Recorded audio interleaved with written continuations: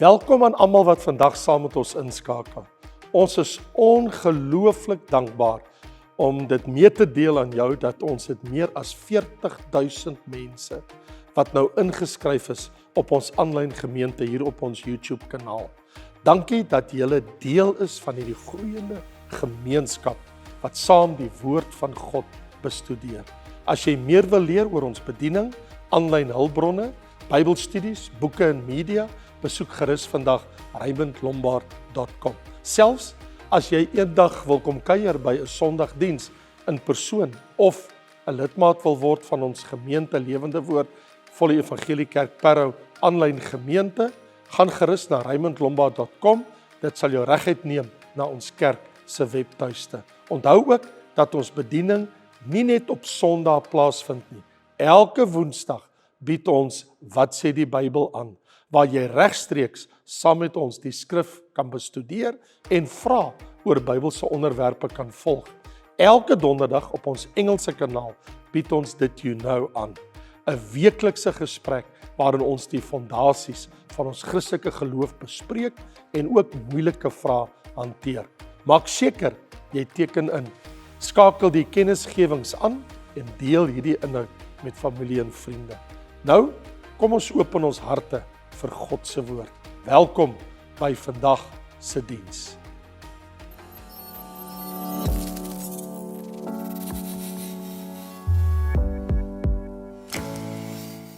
So, ek het verlede week met inleiding met u gesê dat ek gaan 'n paar weke met julle gesels oor die hemel. As jy soos die Here wil. En voordat ons gaan na ons nuwe volgende boek toe, want die volgende boek gaan wees die boek Handelinge. Ons moes nou klaar gemaak met Lukas en toe het ons nou begin om te praat oor eers 'n onderwerp en dit is oor die hemel. So dit is so dat verlede week het ek met jou gepraat oor wat gaan aan in die hemel. Vandag wil ek met jou praat oor die hemel, God en die gelowiges en die hemelse leerskare se woonplek. So ek wil 'n bietjie nader gaan en met jou daaroor praat. Die eerste persoon, kan ek my herinner, wat in 'n ruimtetuig in die lug, hoog in die ruimte, om die aarde gevlieg het. Wie van julle kan nog sy naam onthou? Dit was 'n Rus. En dit was in April 1961. Ek was toe 'n jaar oud.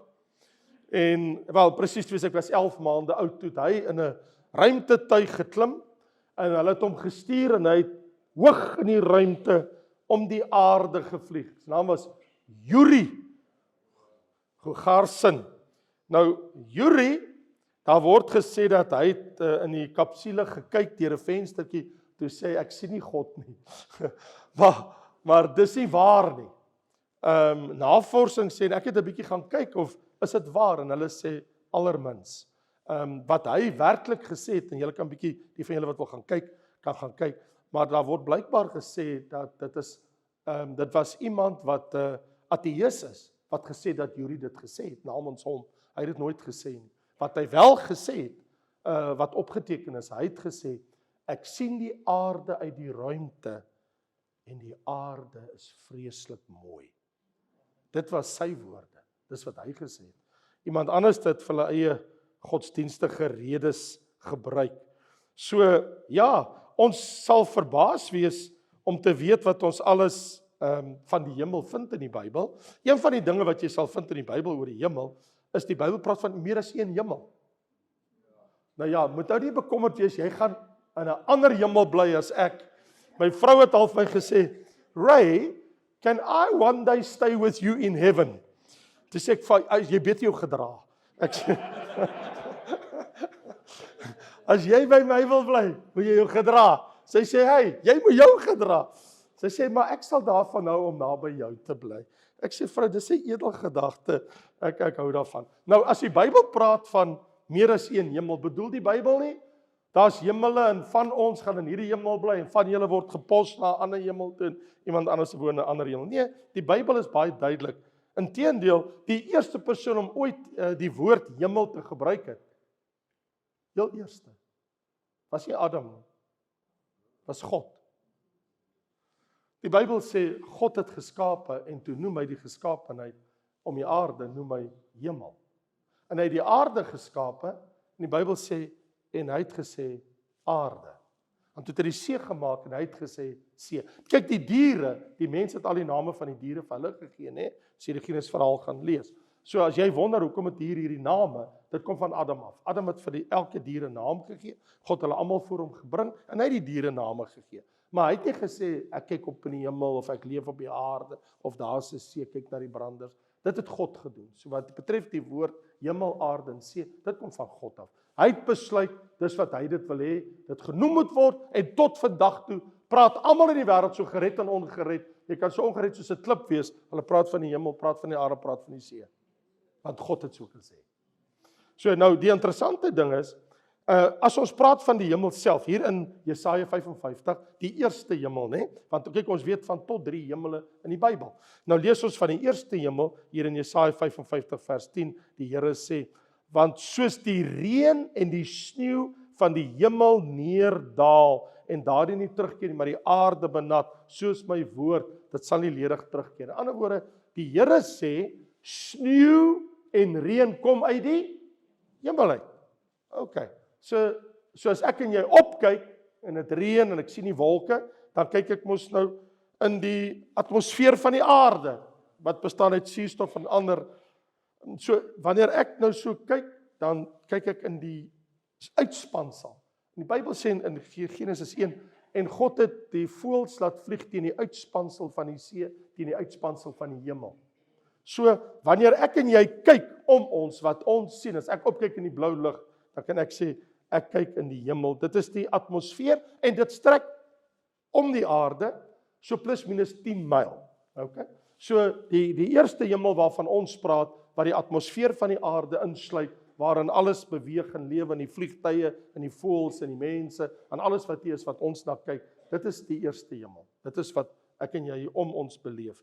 Maar dan is daar 'n tweede hemel, en hy is 'n bietjie verder weg. As jy nou gaan kyk daar in Genesis hoofstuk 1, toe God skape, staan daar in vers 14, en God het gesê, laat daar ligte wees aan die uitspansel van die hemel. Son is baie ver van hier af. Baie ver. En die maan ook. En so wat hy gedoen het, om skeiding te maak tussen dag en nag. Aan die ander woorde, daar moet 'n klein lig wees vir die nag, die maan, en dan moet 'n groot lig wees vir die dag, die son. Nou staan daar, laat hulle dien as tekens vir vaste tye, dae en jare, en bring seisoene, né? En hy sê, en toe het God die 2 groot ligte gemaak. Die groot lig om te heers oor die dag, dis die son, en die klein lig om te heers oor die nag, en ook die sterre. En God het hulle aan die uitspansel van die hemel gestel, om lig te gee op die aarde, so selfs die sterre. So die sterre is ingesluit. So nie net die son, die maan, die planete, maar die sterre. In ander woorde, as ons gaan kyk na die uitgestrektheid van die univers, van die skepping, die biljoene sterre. Nou jy kan, as jy op 'n baie goeie aand buitekant gaan staan op die aarde, en jy is op baie goeie plek, dan behoort jy met 'n blote oog, kan jy so enigiets tussen, tot en met, hang af van jou oë, kan jy tussen 2, 3, selfs tot 4000 sterre tel. So dis maar al wat jy kan tel, dis 'n druppeltjie, dis amper niks, in vergelyking met die biljoene sterre, en duisende melkweë, wat God gemaak het, en planete, meteoriete, gaswolke, die hele skepping. Dit is maar soos wanneer jy na Psalm 19 toe gaan, dan lees ek en jy mos daai bekende woorde in Psalm 19, waar die Here geskape het, en nou staan daar ook geskrywe, die hemele vertel die eer van God, en die uitspansel verkondig die werk van sy hande. Ander woorde, as ons kyk na die zodiac en die sterretekens, die 12 sterretekens om die aarde, en ons kyk na die hele skepping, dan die uitspansel vertel die handewerk van God. Alles wat hy gemaak het. En wat interessant is, daar's 'n woord in die Bybel wat sê, en God het vir elke ster 'n naam gegee. En hy het biljoene sterre gemaak, en elkeen het 'n naam. Dan dink ek, wel, as die Here dit weet, van al die biljoene sterre se name, dan ken hy jou naam. En hy ken nie net jou naam nie, hy weet ook hoeveel hare jy op jou hoof het. En hy weet ek het meer hare as Quintus op die stad. Maar hy weet ook Quintus het meer as Adri. Jy weet, so jy weet, ek kan so aangaan, maar net dat ek moeilikheid, so kom ons stop nou maar eerder hier. Verskoon my broers. Maar die Here weet, en is maklik om van ons te tel, né? Daar's nie veel nie, maar die wat baie het, maar die Here weet. Hy ken die sterre, hy ken hulle name, hy weet al die dinge. Hy het dit gemaak, omdat hy dit gemaak het. As hy die sterre gemaak het, dan weet hy wie hulle is en waar hulle is en wat hulle naam is. En hy die mense gemaak het, dan weet hy wie jy is en waar jy bly. Hy het jou adres. Hy weet alles van jou. Hy weet wat die kleur van jou oë is en hoeveel hare jy op jou hoof het. Maar wat vir my so aangrypend is, wanneer ek dink aan die tweede hemel, is toe Jesus in Matteus 24, vers 29, toe sê Jesus hier, en dadelik na die verdrukking van daardie dae sal die son verduister word in die groot verdrukking. Die maan sal sy glans nie gee nie. So ons is nou in die tweede hemel, want die maan is mos in die tweede hemel. En die sterre van die hemel, meteoriete sal op die aarde val. So daar verwys Jesus na die tweede hemel. En dan lees ons in Openbaring 12, en daar kom oorlog in die hemel, dis in die tweede hemel, waar Satan sy heerskappy het, en hy en sy engele verloor teen Michael, en sy engele word op die aarde neergewerp. Maar vriende, dan praat ons eintlik, wanneer ek wil nie met jou praat oor die eerste en die tweede hemel nie. Ons praat eintlik inderwaarheid oor die derde hemel. En die Bybel gebruik dit in soveel woorde, né? In 2 Korintiërs 12 gebruik die Bybel dit letterlik, vers 2. Ek weet van 'n man in Christus, 14 jaar gelede, of dit in liggaam was, weet ek nie, of dit buite die liggaam was, weet ek nie, God weet dit. Hy's weggeruk tot in die derde hemel, en dan sê vers 4, tot in die paradys. Wag 'n bietjie. So nou lees ek skielik in vers 4, hy is weggeruk tot in die paradys, wat in die derde hemel is, en onuitspreeklike woorde gehoor het, wat 'n mens nie mag uitspreek nie. So jy kan nie alles vertel wat jy in die hemel gesien het nie. Nie eers Paulus was toegelaat om dit te doen nie. Hy was in die hemel. En selfs Paulus, die Here het vir hom gesê, juis in 2 Korintiërs 12, 'n engel van die Satan hom geslaan met 'n vuis, sodat hy hom nie verhef voor al sy openbaringe. En hy sê ook, ek het dinge gehoor wat 'n mens nie mag uitspreek nie. Ek mag julle nie vertel nie. Dit is nie nou die tyd en die plek om julle te vertel nie. Alhoewel ek en jy brand om baie van die dinge te weet, want ek bedoel, letterlik, almal van ons op hierdie oomblik is op pad soontoe. Ek praat met jou, jy wat reis, dis asof jou tas is gepak, elke dag, of jy nou daarvan hou of nie, as jy by jou huis se deur uitstap of jy in jou huis bly, jy het 'n reistas. En ek weet nie of daar gemors in die reistas is, of daar goeie goed in die reistas is, maar jy's op pad. Want elke dag is 'n dag wat jou vervoer 24 uur nader aan die hemel. Elke week is 'n week wat jou vervoer in tyd nader aan die hemel, elke maand, elke jaar. Ons kan nie dit terugdraai nie. Jy kan nie terug na jou moeder se skoot toe nie. Ek kan dit nie stop nie. Jy's op pad. Iewers heen. Ek hoop is die hemel. Daar is net 2 destinasies. So ek vertrou vir jou, en natuurlik, ek en jy moet seker maak, dat ons op pad is na die regte plek. Want Jesus sê, na die pad, wat in die wêreld is, wat ons almal op wandel, hy sê, daar's eintlik 2 paaie.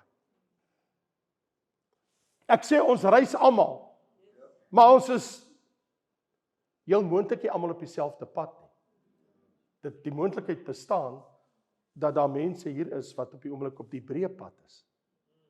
Hy lei na die doderyk toe, en die eindig in die hel. Maar die pad wat na die paradys lei, na die derde hemel, is die smal weg. Maar hy het 'n hek, hy het 'n poort, daar's 'n deur. Jy word nie een oggend net wakker, en jy's op die pad nie, en jy wonder hoe jy ingeval nie. Daar's nie vensters nie, jy kan nie uitval uit die 2 verdieping van jou huis, en as jy daar lê, en jy staan op en begin loop, en jy's op die pad nie, Jesus sê, jy kan die koninkryk nie ingaan, behalwe deur wedergeboorte. So as jy, en ek wil by die hemel kom, die derde hemel waar God woon, het ek net een pad, en dit is die smaalweg. Dit is Jesus. Ek is die weg, die waarheid en die lewe. So dit is nie moeilik om te weet wat die weg is nie. Daar is 'n weg, Jesus. Daar is 'n pad, Jesus. Daar's 'n uitpunt, die hemel. Daar's poorte om in te gaan. So ek praat van daai plek, dis waarvan ek praat. Ons wat reis na daardie plek wat ons ken as die tweede hemel. En terloops, dis nie die atmosferiese hemel nie. Dis nie die sterrehemel nie. Dit is nie waarvan ons praat nie. Dis soos koning Salomo sê in 1 Konings 8. Die hemel is die woonplek van God, die hoogste hemel. So as daar 'n hoogste hemel is, dan sal laer hemele. En in Deuteronomium 10 vers 14 sê Moses, aan die Here behoort die hemel, die hoogste hemel. Dan is daar laer hemele. Dan is dit nie die werklike hemel waarvan ons nou praat nie. Dis ons praat van die eerste en die tweede hemel. Of soos Jesus sê, wanneer jy bid, gaan op jou knieë of in jou binnekamer of staan en maak net jou oë oop of hou jou oë toe, net soos jy wil bid op enige denkbare manier, maar dan bid jy en jy sê, Matteus 6 vers 9, Onse Vader wat in die hemele is. Hy's natuurlik, hy's in die eerste en die tweede hemel, maar sy woonplek is in die derde hemel, in die hoogste hemel. Dis waarvan ons nou praat, daai plek. So die hoogste hemel, wat die derde hemel is, wat die woonplek van God is, oorspronklik, en dit sal ook ewig so wees, dit sal vir altyd so wees, die hemel is die woonplek van engele, van hemelwesens, van 'n hemelse leerskare. Die Bybel sê, ek sien God met sy hemelse leerskare aan sy regterhand. Ek sien sy hemelse leerskare voor hom, so oral in jou Bybel. En dan sê die Bybel, serafs, cherubs, aardsengele, heilige engele, die gevalle engele, hulle is almal uitgewerp daar. So op die oomblik, soos ek nou hier voor jou staan en met jou praat, is daar hemelwesens in die hemel, Zoa. Daar is serafs, burning ones, die brandendes. Dan hulle is bokant die troon van God.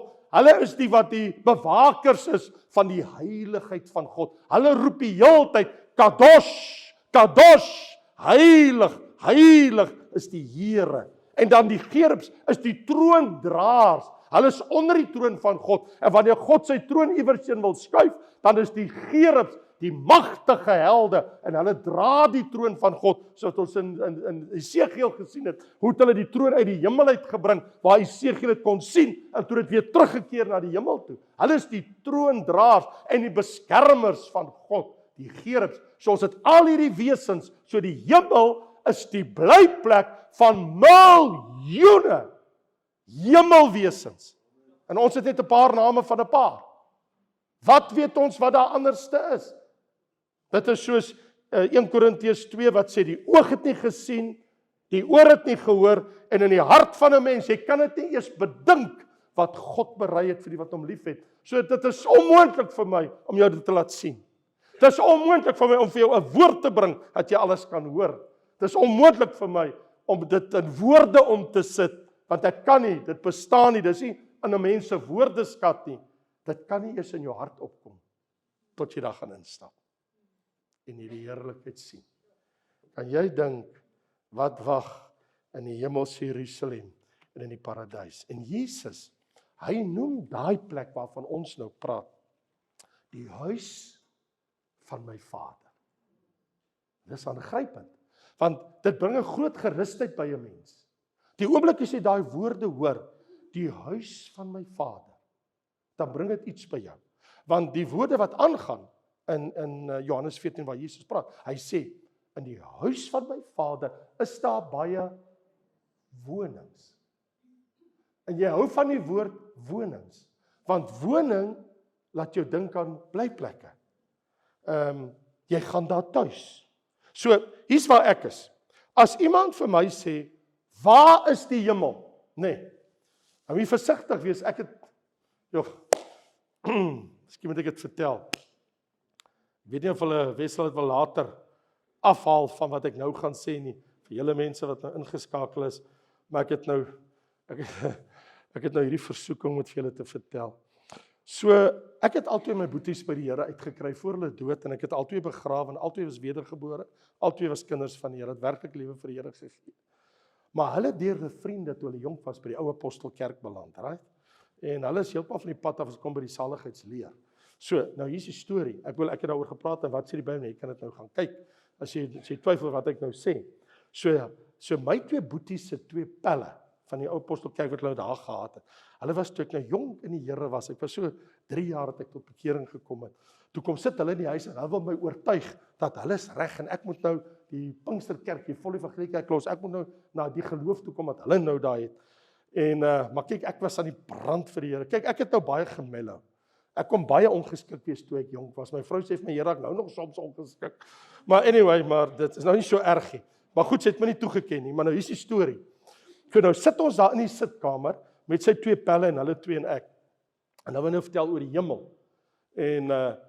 En ek sê vir hulle, wel, die hemel is ons waar God woon. Hy sê, nee, die hemel is jou kop. En ek sê, en as 'n kop oor my, as 'n lorry oor my kop is my hemeltjie plat, right? Toe sien ek hulle kyk my so aan toe. Was 2 boksers, né? Koenie en sy boetie, wat kleintjie. Was twee boksers, né? Hulle het my goed opgedreun in 'n kruit. Een het ligswaar geboks, die ander 'n welter. Ek was liggewig. Was my 2 beste vriende, hulle het my geleer om ouens uit mekaar uit te slaan. Ek bedoel, hulle het my dit geleer. Nou weet ek moet nou versigtig wees want dis nou die 2 manne, hulle sal my hier goed opvoeter in 'n hoek. So ek moet nou, en mis my 2 boeties, maar ek staan vir wat ek weet. Ek is like, so dan is my hemeltjie plat. Ja, nee, dit werk nou nie so nie. Hulle sê vir my, wat sê jy vir ons, is die hemel daarbo? Nou weet ek, as ek sê ja, dan sê hulle, die ou wat aan die ander kant van die planeet is, sy boos die kant toe. So jou boos daar ou aan die ander kant van die aarde, sy boos daar. En daai ou sit boos daar, en daai ou wat daar staan, sy boos daar. So waar is bo? Maar nou, ek weet wat die Bybel sê, maar nou wil ek nie ingelei word in die gesprek op daai manier nie. Maar hulle vertel my later, hulle sê, ons, is die apostels, hy sê, en Jesus het op ons, toe hy ingery het in Jerusalem, toe hy op daai esel gery het hy ons het hom gedra, ons is die esel, ons het gery. Ek sê vir my boeties, gaan pluk daai gras wat julle nie gras gesny het nie, en gee vir die donkies gras. Maar kyk, toe is daai 2 manne op my nou, toe moet ek nou keer. Kyk, toe is die gesprek nou tot 'n einde. Nou maar hier is die storie, hoekom ek dit vir jou vertel is, jy sal in 'n struik trap as jy sê daarbo. Want waar's bo? Waar is jy op die aarde? Noordoos, suidwes. Watter kant toe is jy? Nou weet ek, hulle is nou besig hier met 'n ding. So, nou moet ek dit vir jou sê. Elon Musk gaan nie met SpaceX 'n gevorderde ruimtuig die hemel haal nie. Okay? So kan iemand dit net vir hom sê. Okay? Stuur vir hom 'n boodskap en sê, Raymond Lombard sê, jou eind kan in my kind. Okay, nommer 1. 2. Die Here gaan nie op jou selfoon vir jou 'n location pindrop stuur nie. Okay. It ain't gonna happen. Ek gee nie hoe geestelik jy is nie. Dit gaan nie gebeur nie. Daar gaan nie 'n pindrop op jou selfoon verskyn. Dis waar die hemel is. Okay. En die van hulle wat hulle wil nou slim hou, die astronome en alles. Die Bybel gee nie spesifieke koördinate van breedtegraad en lentegraad nie. Okay. Daar 'n GPS gaan jou nie daar kry nie. Okay? Jy gaan dit nie maak nie. Alright. So jy gaan dit nie soek nie, jy gaan nie soontoe vlieg nie met 'n vliegtuig nie. Die enigste hoe jy daar kan kom, is dat die engele van die Here moet jou kom haal. Want die Bybel sê in Lukas 16, toe Lazarus sterf, het die engele hom geneem na die boesem van Abraham. En hy was in die paradys. Paradys is nou in die 3de hemel. Ons gesien in 2 Korintiërs 12. So as jy wil hemel toe gaan, God stuur sy engele. Jy weet nie waar is die hemel nie. Jy gaan nie wegtrek soos 'n rocket en skiet die ewigheid in en wonder watter kant toe moet ek links of regs. Ek trek hier tussen die sterre deur met 'n vlam agter jou. It ain't gonna happen. So jy hoef jou nie te bekommer nie, jy hoef nie te soek nie. Jy hoef nie te wonder waar as ek doodgaan, waar moet ek heen gaan nie? Deur watter plek moet ek loop? Die engele van die Here is teenwoordig wanneer 'n gelowige afsterwe. En hulle is in die kamer en hulle kom jou haal. En nou het ek vir jou nuus. Van verlede Sondagmôre tot nou toe. Dit is 7 dae en 7 nagte is verby. Het jy geweet dat 1.8 miljoen mense is die ewigheid in sedert laas Sondag toe na my geluister het? Ek sê 1.8 miljoen mense, ten minste. Die berekening is nader aan 1.9, maar ek kan vir jou met veiligheid sê, dan oordryf ek nie. Dis niks met oordrywing te doen. As ek vir jou sê 1.8 miljoen mense is dood, dis 'n absolute gegewe. Dis hoeveel mense dood is. Hulle is die ewigheid. Die vraag is, waar is hulle? Want toe hulle vir Jesus vra, as die mense wat gered word, baie of min, en Jesus sê, stry hard, daar's min wat gered word. So, ek kan vir jou sê, meer as die helfte van daai 1.8 miljoen mense is toe in die hemel toe. Dis hartseer. Doen dit iets aan jou. Roer dit jou, beteken dit vir jou iets, as jy dit hoor. Daai honderde duisende, ek kan vir jou sê, meer as 1 miljoen mense is die ewigheid in, en hulle is nie hemel toe nie. Van verlede Sondag tot nou toe. Dit laat 'n mens nigter dink, dan moet jy mos sekerheid kry oor, waarvan praat ons? Ons is almal op pad iewers heen. Ons praat oor die eindpunt. Ons praat na die plek toe waarna toe ons gaan. So aan die einde van Jesus se bedeling op aarde, die aand voordat hy hom gekruisig het, toe staan hy daar, sê Johannes 17, tussen sy disippels, en hy sê, "Kerels, kom ons sluit af met gebed." En die Bybel sê, en hy het sy oë opgehef na die hemel, en hy het gebid.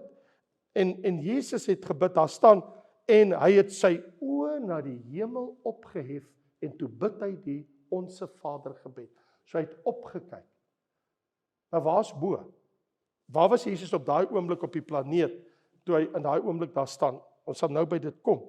Maar toe ons by Olyfberg, en toe op die Olyfberg staan, 'n paar weke later, toe staan daar, en toe kom 'n wolk en neem hom voor hulle oë, Handelinge 1, voor hulle oë, en daar staan, en het gekyk hoe hy opvaar na die hemel. So hy het van die Olyfberg af, reguit in die lug opgegaan. Wat ek kan toe bo ook al op daai stadium gewys het, punt is, hy het opgevaar. En daar's 2 engele wat vir hulle sê, sien julle op wat so opvaar in die hemel in? Hy sal net so kom. So, miskien is die vraag dan wat 'n mens eintlik wil vra is, die plek waarna toe en waarvan die Bybel verwys, waar is dit dan? Wat is dit dan? Wel, hier in Jesaja 14 lees ons in die woord van die Here, hoe het jy uit die hemel geval, o Lucifer? Wag 'n bietjie. Satan, Lucifer, jy het Satan geword, duiwel geword. Maar voor jy die duiwel geword het, hoe het jy die hemel geval, o môrester seun van die Dara, die engel sê Lucifer? Jy het gesê, ek wil opklim in die hemel, so dit weet ons, die hemel is bo, want jy het gesê, ek wil opklim. Jy het gesê, ek wil my troon verhef, bo die sterre van God. Wag 'n bietjie. So dit is in die uitspansel, bo kan die sterre. Wow. En sit op die berg van samekoms, daar's 'n berg. In die uithoeke van die noorde, wel Johannes praat van die berg. In Johannes 21, hy sê ek het op 'n groot hoë berg gestaan en ek het die nuwe Jerusalem gesien. Hy praat van daai berg in Openbaring 21. En nou sê Lucifer, ek wil opklim in die uithoeke van die noorde van die skepping. So nou weet ons waar is die derde hemel. Die derde hemel, God se woonplek, is in bo kan die sterre, eers bo kan die wolke, bo kan die sterre hemel, ver bo kan die uitspansel, bo kan die skepping, in die uithoeke van die noorde is God se woonplek. Hy sê, ek wil daar opklim en my gelykstel met die Allerhoogste. Dit was sy val, sy trotsheid. So as jy vir my vra, waar is die hemel, dan sê ek daar bo. As jy van ja, maar waar is bo? Wel, die aarde, sê die Bybel, in Spreuke, hy het dit opgehang aan 'n niks. Koning Salomo sê, God het die aarde opgehang aan 'n niks. Hy hang hom nie op in die lug, hy hang aan niks, en hy het sy wentelbaan. Hy wentel om sy as, en hy wentel om die son. Maar hy hang aan niks. Hy verskiet nie iewers heen nie, hy tel nie spoed op nie, hy verminder ook nie, anders ek en jy chaos, right? As hy stadiger is, gaan ons probleme kry, as hy vinniger draai, is ook moeilikheid. So, hy draai wentel om sy eie as, en hy wentel in sy baan om die son. En die son het weer sy baan wat hy volg. Dit raak baie interessant. Nou, voor ek jou die mekaar het, waar ons almal heen beweeg, die hemel is bo dit alles in die skepping verhewe. Dis die woonplek. Vriende, jy kan nie daar kom, behalwe as jy sterwe, en jou gees, jou liggaam verlaat, en die engele jou soontoe neem. Dit is die woonplek van God. Nou, wanneer ek van die hemel praat, as jy hoor ek gebruik die woord hemel, dan wil ek hê jy moet oor iets dink. As ek die woord gebruik hemel, dink in terme van Hebreërs 11. Hebreërs 11 sê, die mense, Abraham hulle, het na 'n beter vaderland verlang. Hoor wat ek sê? 'n beter vaderland. So, die Bybel sê, hulle verwag om hemel toe te gaan na 'n beter vaderland. So in ander woorde, die hemel word eintlik beskryf in daai sin soos 'n land. Ander woorde, daar's grond, daar's gras, daar's bome, daar's 'n blyplek, daar's 'n land. 'n groot in 'n land suggereer 'n groot uitgestrektheid. So die hemel is 'n groot plek. Soms in die Bybel word na die hemel verwys as die hemelse stad. 'n plek van geboue, strate, wonings, inwoners, baie aktiwiteite, baie dinge wat daar gebeur. Elia het van dit gesien toe hy op aarde was en Elia het sommer op een van hulle geklim op die chariot of fire. Hy het sommer daarop gespring. En hy's daar weg. En Elisa het dit gesien. En hy sê, waar van Israel se ruiters? Toe kom daar perde met 'n waans van vuur. En Elia is in 'n storm met hulle almal hemel toe. So there's chariots of fire. Daar's strate, daar's dinge wat in die hemel is. En soms dan word in die Bybel verwys as God se koninkryk, want hy regeer. Laat u koninkryk kom, laat u wil geskied. In die hemel geskied God se wil, dit is sy koninkryk. God woon daar. So die hemel is 'n groot plek. Dis 'n lokaliteit, dis 'n spesifieke plek. Daar's stede, daar's geboue. Jesus noem dit die huis van my Vader en daar is baie wonings. In ander woorde, daar's blyplek. As daar blyplek is daar mense. En soos die Psalme sê, Psalm 21, net goedheid en guns sal my volg al die dae van my lewe. En ek sal in die huis van die Here bly tot in lente van dae. Ek sal in die huis van die Here bly tot in lente van dae. So dit is sy verstaan van die plek waarna toe ons gaan. So toe daai wolk Jesus weggeneem het dit hom na die derde hemel geneem waar sy woonplek is. En in Efesiërs 4 lees ons, hy het die gevangene geneem, die mense wat in die doodryk was, en het hulle opgeneem in die hoogte tot in die hoogste hemel. So die paradys is nie meer onder die aarde nie. So dit beteken as 'n kind van die Here nou sterf, want Openbaring 2 en 3 sê hy na die paradys toe, en die paradys is die nuwe Jerusalem en dit is in die hoogste hemel. So as ek en jy nou te sterwe kom en my gees gaan uit my liggaam uit, dan gaan ek waar die paradys is en die paradys is in die hemel, in die hoogste hemel, in God se teenwoordigheid. Hier is 'n aangrypende woord vir my in Johannes 3. En ek dink hoeveel van julle het nou al hoeveel keer gelees, maar hoor 'n bietjie hier vers 13. Jesus sê in Johannes 3 vers 13, hy sê, niemand het opgevaar in die hemel nie. So die hemel is bo kan die aarde. Behalwe hy wat uit die hemel neergedaal het. Dis Jesus, die seun van die mens wat in die hemel is. So Jesus sê, hy kom uit die hemel uit. Hy kan ons van die hemel vertel, want hy kom van daar af. En hy gaan weer terug en hy het teruggegaan. So dit is verskriklik aangrypend as jy Matteus 28 vers 2 lees, toe sy liggaam in die graf was, toe staan daar geskrywe en daar het 'n engel gesit met weerlig beklee wat uit die hemel uit gekom het. God het hom uit die hemel uit gestuur. Hy kom al die pad van die hemel af. En Daniël toe hy bid vir 'n lang tyd, 21 dae. Toe kom Gabriël by hom, hy sê, "Woe!" Hy sê, "Daniël, dit was moeilik om by jou uit te kom hierdie keer." En Daniël is, "Wat gaan aan?" En hy sê, "Ag, geliefde man, kom ek vertel jou die storie." En Gabriël, ek het dit alles gelees aan Hebreërs, Daniël, hoofstuk 10 en 11. Hy sê, "Daniël, van die dag af wat jy begin het om te bid, toe jou hart afsonder vir daai 21 dae. Hy sê, van die dag wat jy begin bid het 'n woord uitgegaan. En die Here het my gestuur met 'n boodskap vir jou." Hy sê, "Maar hy sê, op pad hiernatoe het ek moeilikheid gekry. Ek het grondpad geslaan. Ek het te doen gekry met Satan en sy engele. En daar was 'n groot oorlog. Want hy kom agter, God het vir jou 'n woord, en hy blok my om nie by jou uit te kom nie. Hy sê, dit kos my om te draai, ek moes teruggaan en ek moes vir Michael sê, jy met al die dapper ouens, julle moet my kom help. Hy sê en ek het vir Michael moes kry en met sy ouens en almal het my kom help. Hy sê en hier's ek nou, by 21 dae gevat. Het jy al ooit gedink, jy bid God moet nou vir iets gee, dit vat 'n rukkie. Wat weet jy wat gebeur agter die skerms? Jy dink die Here is laat. Miskien is hy iets in die gang wat jy nie weet nie. Dit kan tydsberekening wat uit is, of daar kan 'n hengse geveg in die engele wêreld wees. Wat weet ek en jy, wat gaan aan? Ons kan die ding nie sien nie. Ons weet daarvan, staan in ons Bybel, dis wat gebeur. Ons weet nie altyd nie, want ons kan nie daar sien nie. Maar as ek by Psalm 14 is, dan lees ek, die Here het uit die hemel neergesien op die mensekinders. Want hy sê, Jerusalem is die voetbank van my voete. So God kan as hy wil baie nader kom. Sy oë deurloop die aarde om te kyk wie se hart is onverdeeld op hom gerig. In Genesis 18 toe sê die Here, ek hoor daar's baie sonde in Sodom en Gomorra, want hulle vertel my al hierdie stories. Ek gaan om te gaan kyk myself.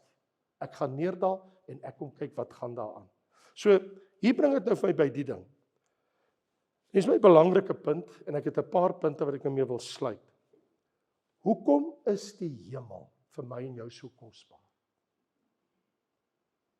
En die heel eerste rede wat ek aan dink, is dat Jesus Christus, my saligmaker en verlosser, en my hemelse Vader, hulle woon daar. Dis God se woonplek. My skepper, my maker, my formeerder, die een wat my gemaak het, dit is waar hy woon. So, en nou sien ons ook in Hebreërs 9 vers 24, dat Jesus, toe hy opgevaar het, staan daar in die 24ste vers, want Christus het nie ingegaan in 'n heiligdom met hande gemaak, 'n teebeeld van die ware nie, maar in die hemel self, om voor die aangesig van God, vir ons te verskyn. Hoekom is Jesus hemel toe? Om in die hemel, voor die aangesig van God, so God woon daar. Sy troon is daar, sy paleis is daar, sy woning is daar, sy troon is daar, vir ons te verskyn. So vriende, dit maak nie saak wat jy in die hemel gaan sien, die dag wanneer jy in die hemel instap. Kom ek nou vir jou sê, of dit nou die parelpoorte is, wat jy sien van die Nuwe Jerusalem, of vir die poorte van die hemel is, en of dit nou die gras is, of die bome, of dit nou die strate van goud is, die wonings wat jy sien, en die geluksaliges, en van die hemelse leerskare, en van die engele en die mense wat daar is, kom ek jou vertel, die ding wat jy wil sien, bo alles en almal, is jy wil so vinnig as moontlik vir Jesus sien.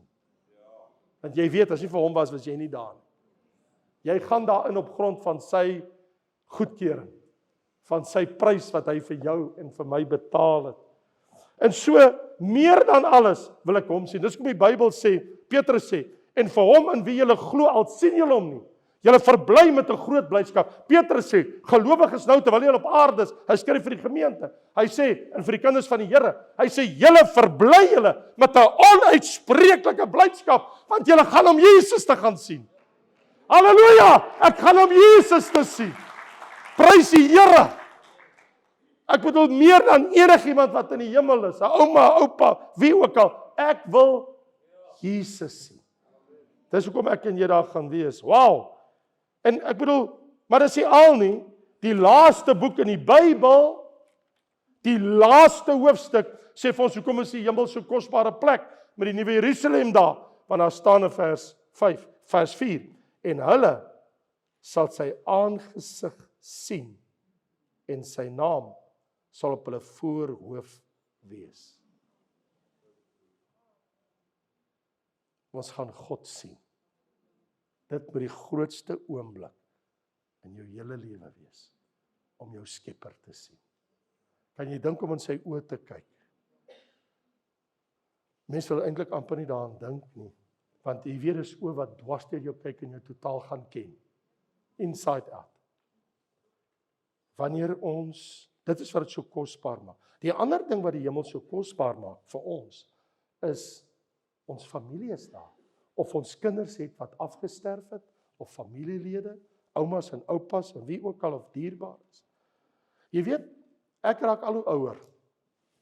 En ek sê hierdie week vir iemand, die ding van om ouer te word, kom jy, as jy in die oggende wakker word, tot die ontnigterende besef. Iemand het ons eendag gesê, as jy geen pyn het, dan weet jy is dood. Maar ek is nog nie daar nie. Maar hier's die ding. Jy kom tot die besef, ek het meer vriende in die hemel as op die aarde. Van my grootste vriende my hele lewe deur, hulle sal die hemel toe. Ek het meer vriende in die hemel as ek op die aarde het. Dis hoekom die hemel is vir ons kosbaar, want ons familie het ons vooruit gegaan, hulle wag vir ons om ons daar te ontvang. En onthou, die enigste mense wat vir daar kan wag, is die familie wat in Christus gesterf het. Die wat nie in Christus gesterf het, hulle is doderyk, hulle is onder toe. Doderyk is onder. Paradys en hemel is bo. Doderyk is onder. As jy nie in Christus is, kan jy nie opgaan, jy gaan af. Jy is nie by mekaar nie. Die ander ding wat die hemel so aangryplik maak, is onthou, daar's iets baie spesiaal in die hemel vir jou weggelê, soos wat hier staan in 1 Petrus hoofstuk 1. Hy sê, geseënd is die God en Vader, wat vir ons die wedergeboorte geskenk tot 'n lewende hoop. Hy sê, sodat ons 'n onverganklike, dit hou vir ewig, onbesmet, daar's geen sonde nie, onverwelklik, dit kan nie vergaan nie, erfenis verkry, wat in die hemele bewaar is vir ons. In die krag van God bewaar word, sê die volgende vers, vir ons. Vir die wat die saligheid het wat op die regte tyd geopenbaar word. Ander woorde, daar is erfporsies wat God vir jou bestem het, wat in die hemel is. Daar's dinge wat jy moet erf. Daar's dinge wat God vir jou uitgesit het. Dis soos Efesiërs 1:11 wat sê, ons het 'n erfdeel onder die heiliges. Ons het nie die Heilige Gees ontvang nie. Hebreërs 9:15 sê, julle het 'n ewige erfenis in die hemel. Nou jy loop nie elke dag en dink daaraan nie, maar ek weet uit hoofde van Openbaring 21:7 sê Johannes, hy sê en die Here sê vir hom, wie se naam in die boek van die lewe is, sal alles beerwe. Daar's dinge om te beerwe in die hemel. Soveel so, dat daar is nie inflasie nie, daar is nie ekonomiese ineenstorting nie, daar is nie waardevermindering van eiendom en erfenis nie. Dis vir ewig, niks beïnvloed dit op die aarde nie. My naam is daarop. Dis vir my uitgesit. Hoekom is die hemel vir ons kosbaar? Ons woning is daar. Jesus sê, ek het vir jou gaan plek berei. En as ek klaar is, kom ek jou haal, en jy sit hier en jy dink, wel, ek het alles in die lewe voel, ek het nie 'n huis nie, ek het nie 'n woonstel nie, ek sukkel om 'n bestaan te voer. Jy het 'n ewige woning in die nuwe Jerusalem. Wat Jesus vir jou bekom het, as 'n belofte vir jou getrouheid aan hom. So, die hemel is my woonplek en my vaderland, want my burgerskap is daar. My ID, my paspoort sê, my blyplek is daar. Want Filippense 3:20 sê, ons burgerskap is in die hemel. So ek is nie net 'n aardse burger nie, ek het burgerskap in die hemel. Maar hier's die ding, wat die hemel so uitsonderlik anders gaan maak vir baie van ons. Daar is 'n verskil, en ek moet dit nou met jou deel. But this is now up to you. This is, ek kan nou amper vir jou sê, it's your call. Dit hang af hoe ernstig jy dit opvat. Dis waar ek en jy gaan verskil. En jy van die persoon langs jou, en man en vrou. Jesus sê in Matteus 6:19, moenie vir julle skatte bymekaar maak op die aarde, waar mot en roes verniel, en waar diewe inbreek en steel nie. Maar maak vir julle skatte bymekaar in die hemel, waar geen mot of roes verniel, en waar diewe nie inbreek en steel nie. Want waar julle skat is, sal julle hart wees. So is die ding. Watter skatte het jy bymekaar gemaak vir jou? Iemand het eendag vir my gesê, moenie met my praat oor krone nie, want solank ek net die hemel haal en ek is slag, ek is in. Ek sê, wel, dan is jy die treurigste van almal. Want hoekom het Jesus vir ons dit self vertel? Hy wil nie hê jy moet onkant betrap word nie. So ek het iets baie belangrik met jou te deel. En dit is 'n geweldige stelling wat Jesus maak. Hy bied aan een van ons in ons skoot, in ons hande, 'n geleentheid. En die geleentheid is, wat maak jy vir jou op die aarde bymekaar? Wat dit ook al is. Laat jou fokus wees, nie so seer op die tydelike verganklike nie, maar op die ewige. Wat 'n hemelse aanbod. Wie van ons aanvaar dit? Wat gaan jy daaromtrent doen? As jy dit glo, wat maak jy met jou tyd? Wat maak jy met jou geld? Wat maak jy met waarmee jy geseënd is? Hoe wend jy dit aan? Hoe gebruik jy dit? Jy sien, dis net daar waar ek en jy van mekaar verskil. Want jy weet nie wat ek doen nie en ek weet nie wat jy doen nie. En hier is die interessante ding. Oor alle Christelike werk, in elkeen van ons se lewe as kind van die Here, as 'n disipel, is daar eintlik 'n sluier. Van julle weet van sekere goed wat ek doen. Julle weet nie alles nie. Want nie een van julle loop in hierdie skoene van my nie. Jy weet nie wat ek deurmaak en ek loop nie in jou skoene nie. I don't know what you go through in life. I may know something, but I don't know everything. In actual fact, I know very little. Maar hier is die uitdaging. Die woord is uit. Ons kan dit nie ignoreer nie. Die challenge is uit vir almal. Wat wil jy in die hemel bymekaar maak? Begin nou. Miskien is jy al lankal besig. So, hoe jy optree en wat jy doen, ek bedoel, ek het 'n boodskap daaroor gepreek, is iewers op YouTube of wat ook al, oor hoe maak 'n mens skatte in die hemel bymekaar. Want jy sien, het jy geweet, as iemand jou vloek en skel, omdat jy wag om 'n standpunt by die werk vir die Here in te neem, en mense spot met jou, draai om en loop weg, het jy geweet, op daai oomblik, moet jy diep in jou hart opspring en juig en gemaak 'n koppie koffie, of gaan sit onder 'n boom en dank die Here. Wie hoekom? Want Matteus 5 vers 12 sê, salig en gelukkig is julle, as mense julle vervolg, verwerp en belaster, want groot is julle loon in die hemel, want jy het dit gedoen ter wille van my naam. As hulle doen ter wille van die naam van Jesus, omdat jy 'n standpunt vir Jesus ingeneem het, is daar 'n loon. Onmiddellik, daar's 'n loon vir jou. Jesus sê op 'n plek, hy sê, weet jy, al gee ek vir een van hierdie eenvoudiges 'n glas water, hulle sal julle loon ontvang. My plek is bespreek in die hemel. Hoe weet ek dit? Want my naam is in die boek van die lewe. Hier is my punt, voor ek afsluit. As jy wil weet of die hemel jou vaderland is, of jy burgerskap het, alles hang van een ding af en net een ding. Only one thing. Nie goed was jou lewe, nie hoe lank het jy geleef nie, nie het jy gepreek in 'n kerk, het jy gesing op 'n verhoog, het jy by die deur mense ontvang, het jy gewerk vir die Here. Niks van daai goed nie, want jy kan al daai goedes doen nog steeds verlore wees. It's possible. Of course. Nee. Die vraag is jou naam in die boek van die lewe? Want Openbaring 21 vers 27 sê, niks en niemand sal daar inkom wat nie geskryf is in die boek van die lewe van die Lam. Die boek van die lewe van die Lam. Jesus Christus. Ons praat oor die hemel. So, ter afsluiting moet ek dan nou vra, as die hemel dan nou so wonderlike, heerlike plek is, die enigste manier wat my gaan toegang verleen tot die hemel, is as ek vergewing van sondes ontvang. Want sonde sal nie die hemel ingaan nie. As ek in my sonde sterwe, kan ek nie daarin. Het God my vergewe? Het ek werklik sy vergifnis afgesmeek en gebid?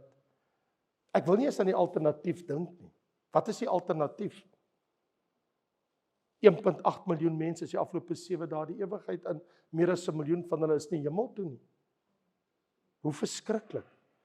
Jy sien, ek en jy is in 'n onomkeerbare situasie. Ek kan dit nie terugdraai nie.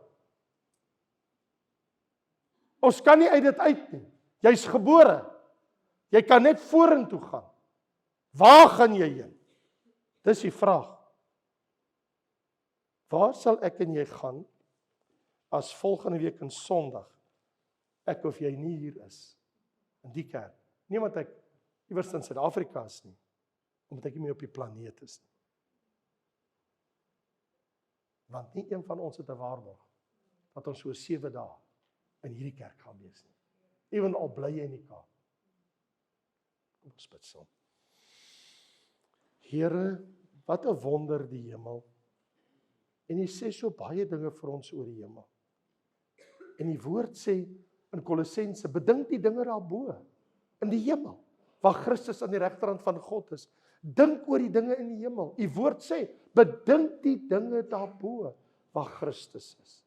Vader, dankie dat ons vanmôre hierdie tyd kon uitkoop, om te kom dink oor die hemel, en die reis waarmee ons besig is. Vader, ek wil bid dat vir elke kind van God, wat my vandag aangehoor het, elkeen van hulle, dat die besluit in hulle hart sal vas wees, om te sê, Here, en wat kan ek vir u doen, terwyl ek hier is? Tot watter voordeel kan ek wees vir u koninkryk, vir u saak, terwyl ek op hierdie aarde is, voordat ek hierdie wêreld groet? Asseblief, Here, gebruik ons, wys ons, Heilige Gees, lei ons, hoe ons kan skatte bymekaar maak, ons erfenis verseker, te weet dat ons naam in die boek van die lewe, van die Lam van God is. Here, en ek bid dat as hier iemand is, wat nie seker is op watter pad hulle is, of hulle op die breë of die nou pad is, dat hulle sal draai en Jesus sal kies. Ons bid dit, Vader, in Jesus naam. En al die kinders van die Here sê, Amen.